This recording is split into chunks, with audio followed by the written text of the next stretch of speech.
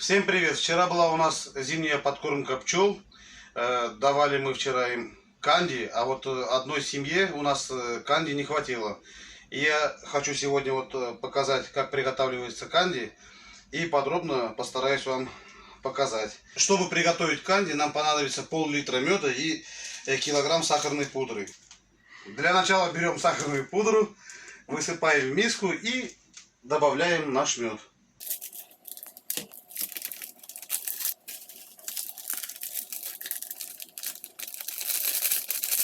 Делаем небольшое углубление и заливаем наш мед. Теперь тщательно перемешиваем.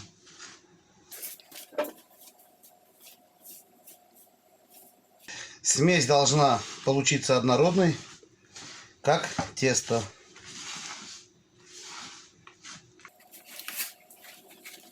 Вот вчера на одну семью не хватило, приходится делать повторный замес. Я, конечно, не любитель этого дела сниматься, но так как моя супруга попросила, я надеюсь, что это будет первый и последний раз.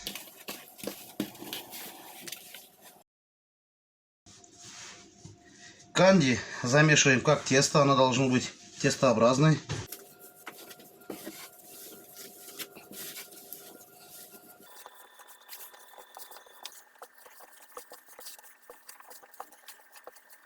Вот видите, она начинает принимать свою консистенцию.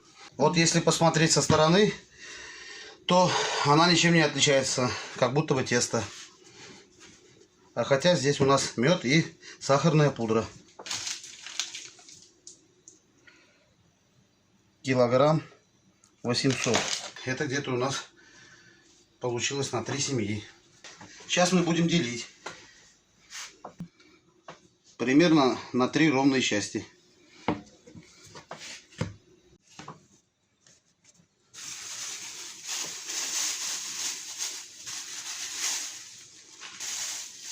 В основном на одну семью ставят 600 грамм. Так, сейчас мы добавим. Вот у нас одна порция на одну семью. На приготовление канди ушло пол-литра меда и 150-граммовая сахарная пудра. Считаем. 2 пакетика, 3, 4, 5, 6, 7, 8. Но в начале видео я говорил, что уйдет килограмм сахарной пудры.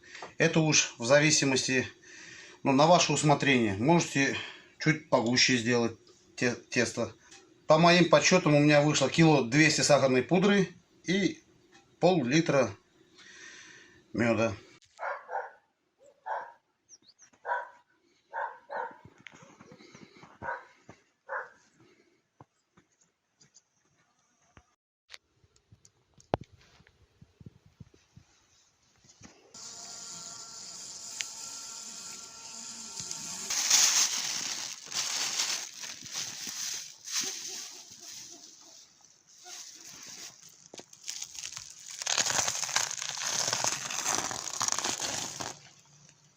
Alanında yok demektir.